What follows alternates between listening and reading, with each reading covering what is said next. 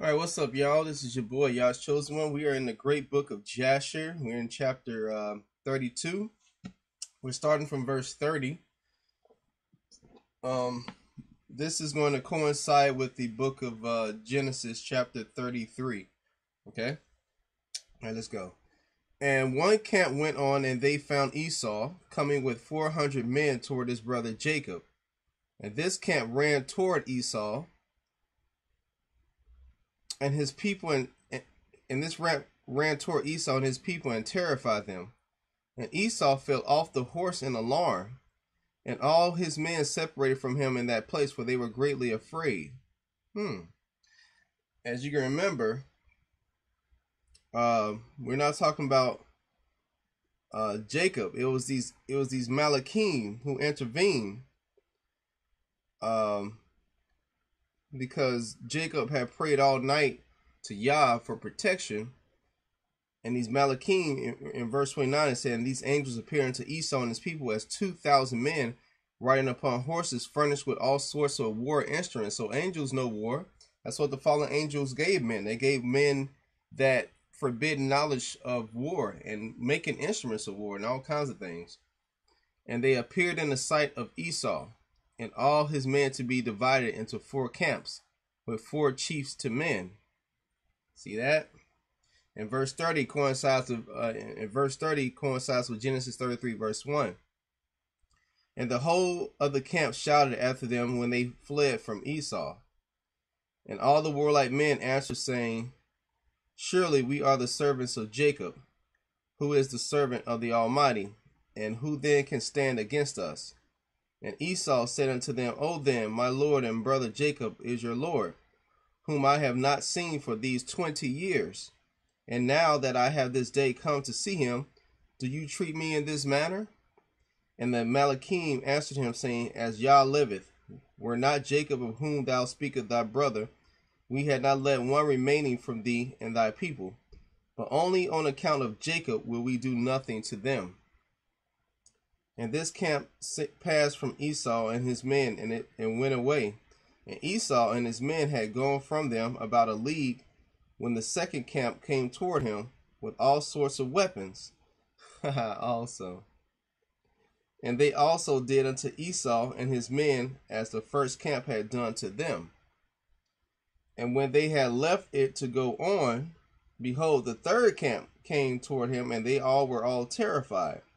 And Esau fell off the horse, and the whole camp cried out and said, surely we are the servants of Jacob, who is the servant of the Almighty, and who can stand against us? Wow. And Esau again answered him, saying, O then, Jacob, my lord, and your lord is my brother. And for 20 years I have not seen his countenance. And hearing this day that he was coming, I went this day to meet him. And do you treat me in this manner? See, Esau, it's a winner, try to be a winner of souls. He knew what his intentions was coming. And now when he stands up against a formidable foe, as in the Malachim, you know he can't stand up against them. Now his whole countenance changed about him. And they answered him and said unto him, as Yah liveth, were not Jacob thy brother, as thou didst say, we had not left a remnant from thee and thy men, but on account of Jacob, of whom thou speakest, being thy brother, we will not meddle with thee or thy men. Esau would have been wiped out. These Malachim would have killed Esau and all his men. This is how formidable these Malachim are, man. They can take on the form of men with weapons of war, instruments, and they said they wouldn't have left not one person alive. All right. And the third camp also passed from them, and he still continued his road with his men toward Jacob. And see, he's still continuing. I don't know what's in his heart. Well, I know what's in his heart. He's trying to get Jacob. When the fourth camp came toward him, and they also did unto him and his men as the others had done. And when Esau beheld the evil which the 4 Malachim had done to him and to his men, he became greatly afraid of his brother Jacob. And he went to meet him in peace. All right, so there you have it. So that's why when we get to I forgot what that part is when he embraced Jacob. It was because it took him 4 tries, 4 times, that he had this intervention with these Malachim. The first 3 didn't do the trick. The 4th one was like, man, I think I better shape up, man, or my ass gonna be dead.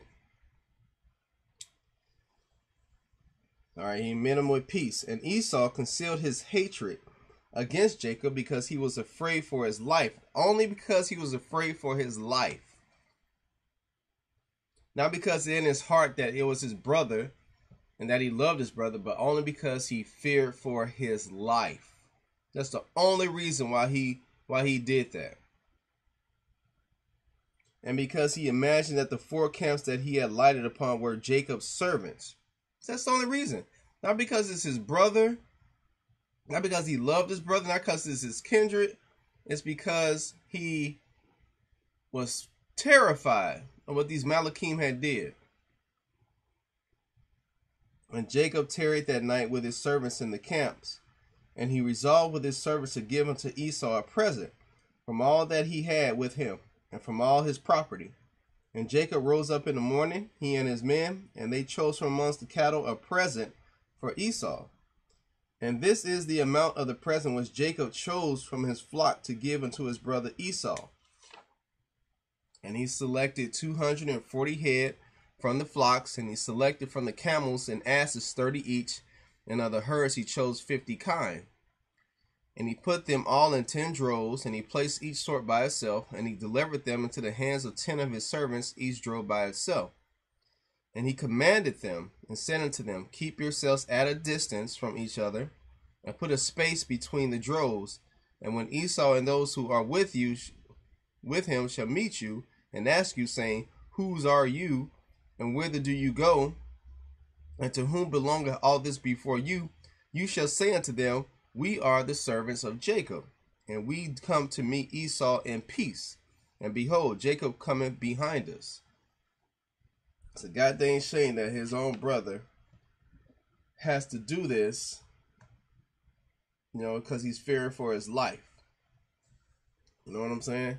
You may get in a quarrel, you may not even talk to your family for a long time, but it should never get to a point where you're trying to kill them. You know what I'm saying? It should never get to a point where you're trying to kill your family member. That's ridiculous. You ain't seen a guy in 20 years.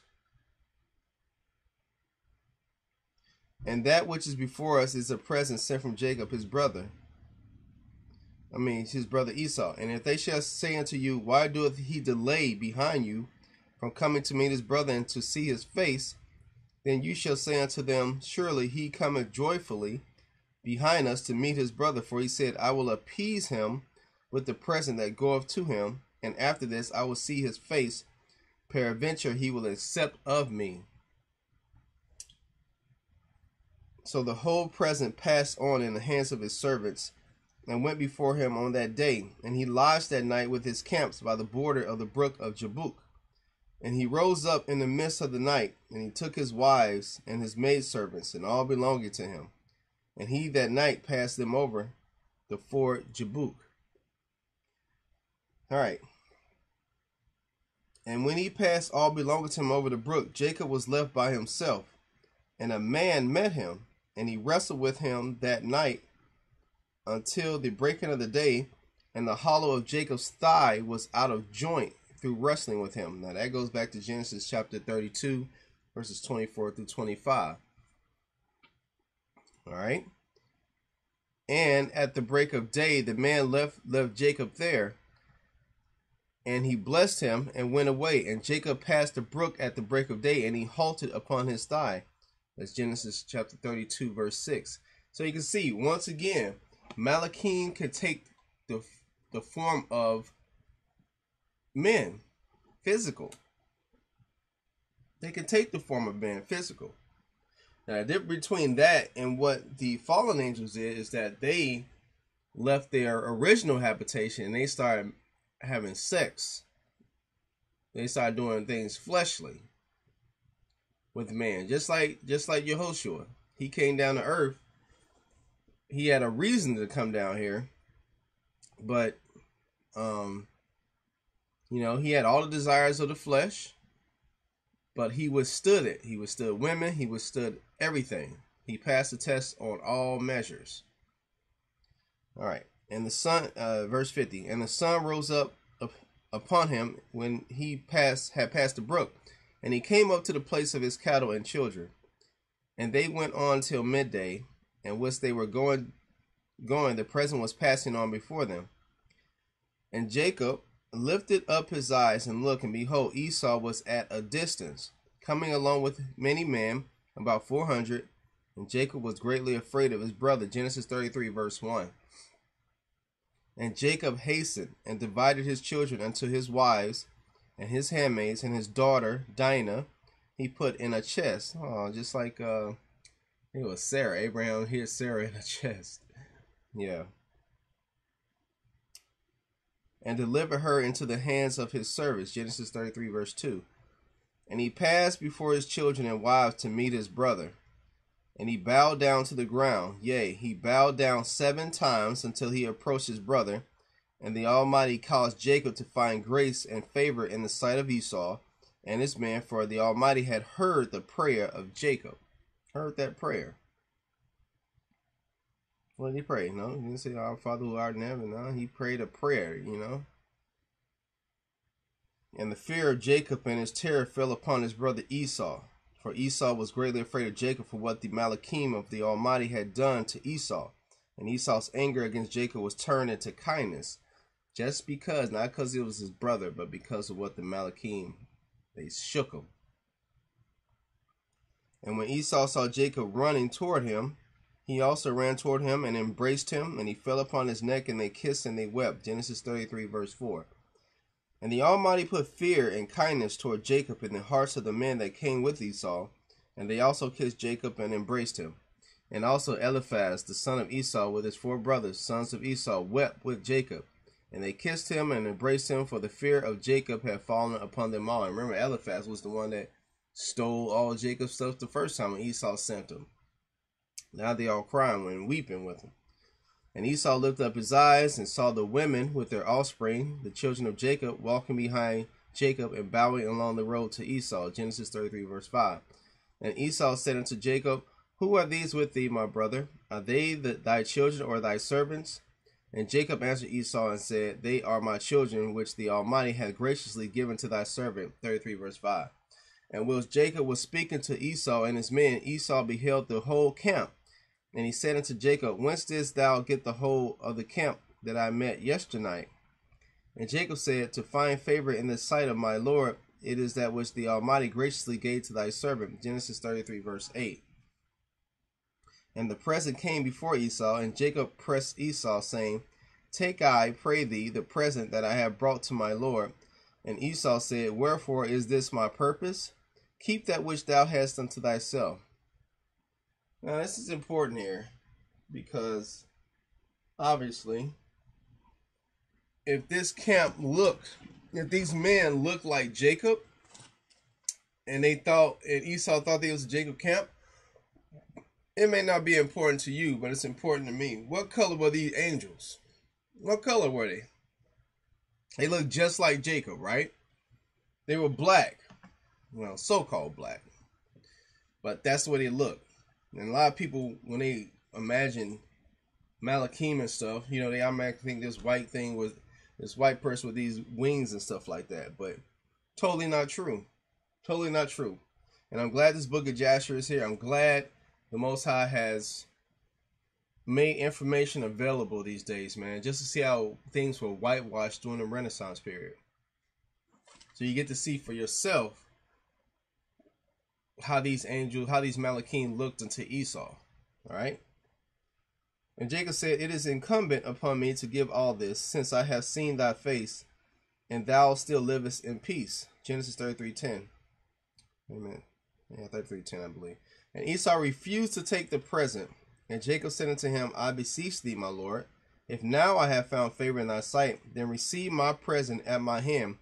For I have therefore seen thy face as though I had seen a godlike face, because thou wast pleased with me. Genesis 33, verse 9. And Esau took the present, and Jacob also gave unto Esau silver and gold and Bethlehem, for he pressed him so much that he took them. Silver, gold, and Bethlehem. Silver and gold, Bethlehem. And Esau divided the cattle that were in the camp, and he gave the half to the men who had come with them, for they had come on hire. And the other half he delivered into the hands of his children. And the silver and gold and Bethlehem he gave into the hands of Eliphaz, his eldest son. And Esau said unto Jacob, Let us remain with thee, and we will go slowly along with thee until thou comest to my place with me, that we may dwell there together. And Jacob answered his brother and said, I will do as my Lord speaketh unto me, but my Lord knoweth that the children are tender, and the flocks and herds with their young who are with me go but slowly.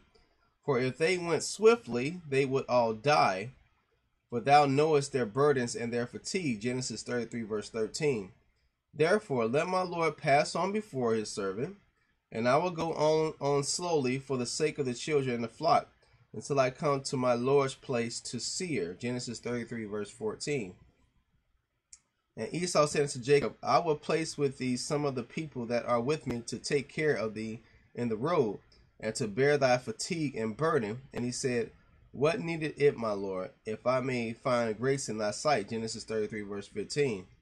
Behold, I will come unto thee to Seir, to dwell there together as thou hast spoken. Go thou then with thy people, for I will follow thee.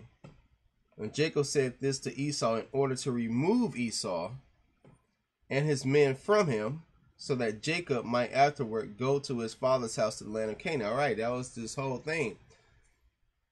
It was like, you know what? You're my brother and everything, but I actually do have to go. I got to go to Canaan. I can't go with you all the way to Seir. I got to go to Canaan, man. So, I don't think so. And Esau hearkened to the voice of Jacob, and Esau returned with the 400 men that were with him on the road to Seir. And Jacob and all belonging to him went that day as far as the extremity of the land of Canaan and its borders, and he remained there some time. Genesis 33, verse 16. All right, he goes on in chapter 33. And in some time after Jacob went away from the borders of the land, he came to the land of Shalem, that is the city of Shechem, which is in the land of Canaan, and he rested in front of the city.